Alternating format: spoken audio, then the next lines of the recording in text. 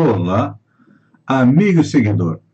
Vamos espantar a preguiça navegando pelo mundo da informação com o programa Almoçando com Feijão, edição da manhã, onde você fica bem informado com a espiritualidade sobre Santa Catarina e as manchetes dos principais jornais do país. E vamos ao nosso toque de espiritualidade. Eu dedico aos meus amigos que estão aniversariando hoje. Iniciamos com o meu querido amigo e irmão, Luiz Epifânio Vancini Lentado, Lientadinha, a Aline Pereira dos Santos, a Salete Borges, João Carlos Serafim, Heralda Cunha, Adelmo Coelho, Karine Souza Santos, a Karen Titiuri, minha sobrinha lá em Dom Pedrito, Felipe Cunha Germano, Salete Borges, José Antônio Scheffer Cardoso, Jaqueline Machado Silva, Vanessa Rocha, Tide Ralph Silveira e Malu Alexandre Gomes. E a nossa dica de hoje é: evite o luxo supérfluo. Tudo o que sobrecarrega o ambiente atrapalha a vida. Seja sóbrio e natural. O artificialismo distorce e causa fadigas inúteis. Então, a sobriedade repousa o espírito e também o corpo. Portanto, seja sóbrio e natural em tudo, desde a sua pessoa até o mobiliário da sua casa. Quem pouco tem é que procura mostrar mais do que possui. Pense nisso. E vamos à nossa previsão do tempo. Do Planalto ao litoral, encoberto com chuva, de valores mais significativos. No oeste e meio oeste, chuva no decorrer do dia, especialmente nas áreas da divisa com o Rio Grande do Sul. Nas demais regiões, chuva mais isolada na madrugada e manhã, melhorando no decorrer do dia. A temperatura baixa hoje, variando entre 8 e 13 graus centígrados. Esta temperatura baixa se deve a uma massa de ar frio que está no Uruguai, deslocando-se lentamente em direção ao oceano, e também a um cavado, que é um sistema de baixa pressão e jato subtropical entre Rio Grande do Sul e Santa Catarina. Vamos para as notícias do Estado. Falta dinheiro para o 13º dos servidores estaduais, mas sobra na Assembleia Legislativa, Tribunal de Justiça, Ministério Público e Tribunal de Contas.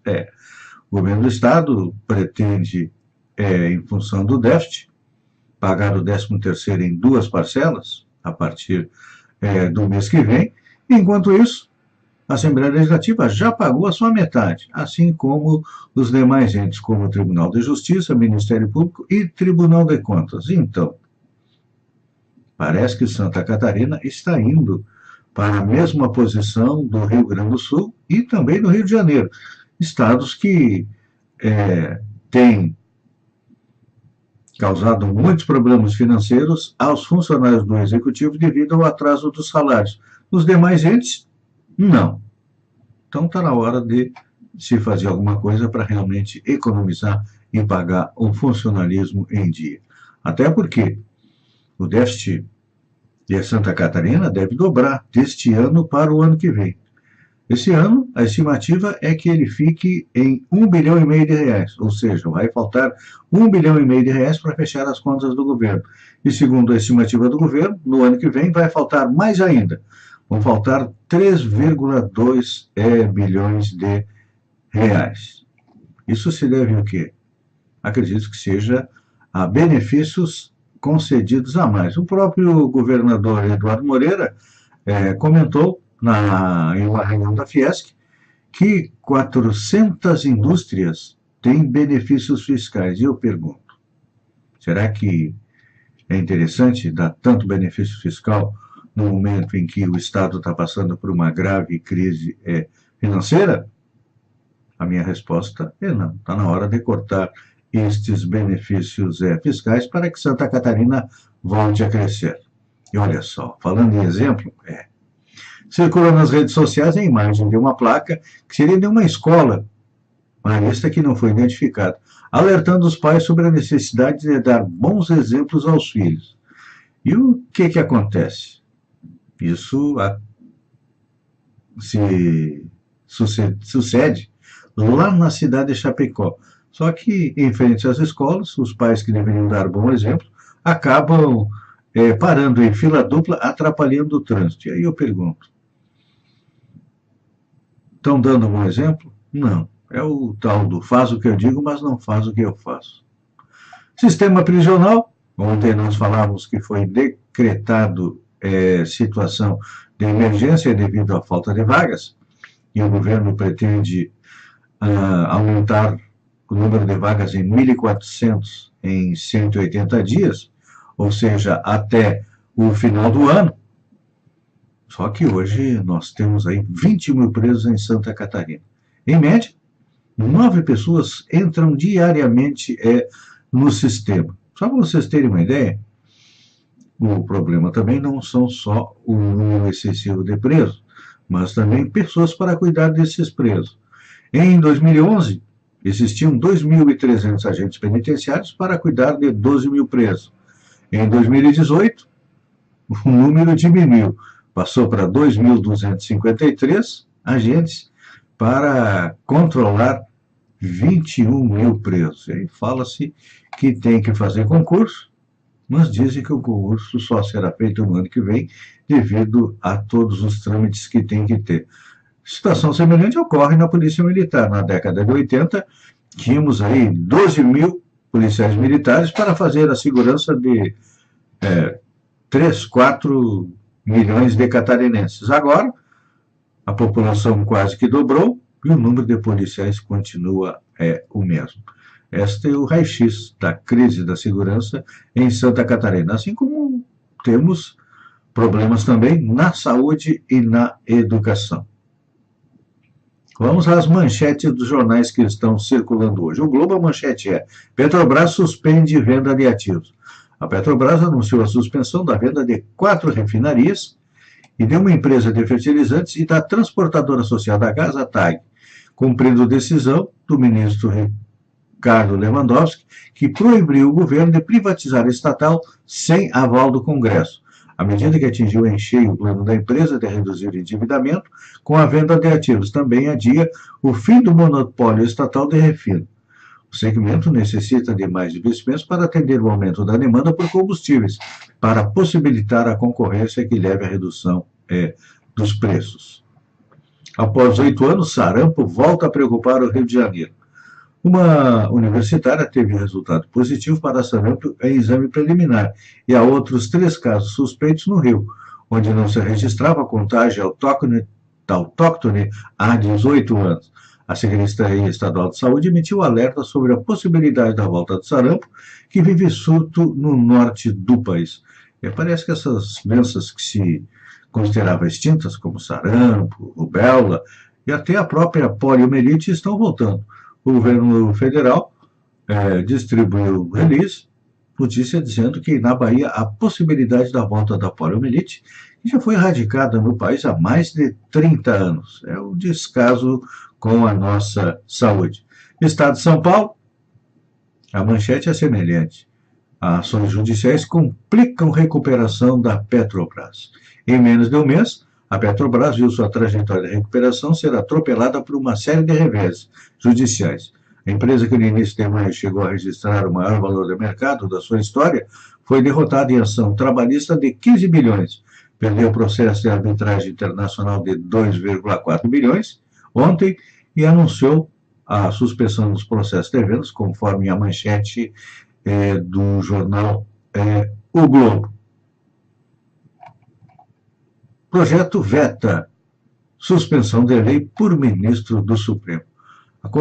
A Comissão de Constituição e Justiça da Câmara aprovou o projeto que proíbe ministros do STF de suspender leis de forma individual.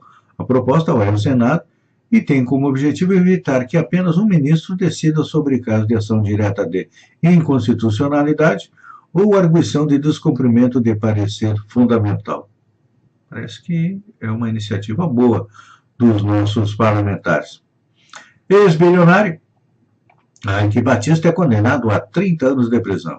O empresário Eike Batista, que já figurou entre os 10 homens mais ricos do mundo, foi condenado a 30 anos de prisão e ao pagamento de 55 milhões em multas por corrupção ativa e lavagem de dinheiro por pagar propina de 16 milhões de dólares ou 51 milhões de reais em 2011 ao então governador Sérgio Cabral, do MDB do Rio de Janeiro. Sérgio Cabral devolveu parte do dinheiro que roubou para diminuir a sua pena. Bolsonaro fala em São Paulo a empresários. Em reunião com alguns dos mais importantes empresários do país, o pré-candidato Jair Bolsonaro não mostrou agenda econômica consistente, segundo relatos. Leandro Carnal escreve para o Estadão que, nos Estados Unidos, o 4 de julho é festejado com fogos e artifícios. Nosso 7 de setembro é o desfile cívico-militar. Folha de São Paulo, a manchete é: Eike Batista é condenado a 30 anos de detenção, já falamos sobre isso. Governo poderá remanejar mais de 1 milhão de servidores federais.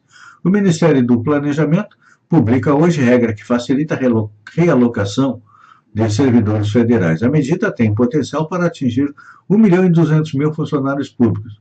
A promessa é atacar setores insuficientes da administração pública e racionalizar a gestão de pessoal. Juiz Sérgio Moro diz lamentar a interpretação do STF sobre José Dirceu. O juiz Sérgio Moro criticou a decisão do ministro Dias Toffoli de revogar cautelar contra José Dirceu. Moro havia determinado que o ex-ministro do PT, solto pela segunda turma do STF, usasse tornozeleira eletrônica. Para ele, Toffoli mudou o entendimento da corte sobre o tema. Meninos presos em caverna terão aulas de mergulho. Os 12 meninos e seu técnico de futebol, isolados pela água há 10 dias em caverna inundada na Tailândia, receberão comida para 4 meses e aulas de mergulho. Socorristas continuam a bombear água para facilitar o resgate deles, que deverão percorrer 4 quilômetros até a saída. Gente, para mim, esse treinador que levou eles até lá tinha que tomar no mínimo uma surra, porque isso não é coisa que se faça, né? E ainda, para completar, tinha um cartaz na entrada da caverna prevendo as dificuldades. Justiça do Equador quer prisão de ex-presidente. Foi pedida a prisão preventiva de Rafael Correa, acusado de ser o mentor de sequestro do seu opositor. Ele, que mora na Bélgica, afirma que se trata de complô. Lá vem notícia ruim.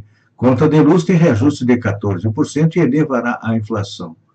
O aumento deste ano, acima do esperado, deve adicionar meio ponto ao IPCA. Ontem, a ANEEL autorizou alta de 15,8% em São Paulo. E vem mais aumento por aí. Copa do Mundo. A quarta de final tem o pior ranking desde a Copa de 94. As quartas de final da Copa terão o pior ranking de seleções desde o Mundial de 94 nos Estados Unidos. O primeiro com a lista feita pela FIFA. A anfitriã russa, por exemplo, é apenas a colocada número 70. Ontem, Suécia e Inglaterra avançaram, o que garantiu ao menos um europeu na final. Os suecos bateram a Suíça e os ingleses eliminaram a Colômbia nos pênaltis. Amigo e seguidor, obrigado por estar comigo por estes minutos. Fiquem com Deus e que Deus permita que estejamos juntos ao meio-dia com a segunda edição do programa Almoçando com Feijão. Um beijo no coração e até lá, então.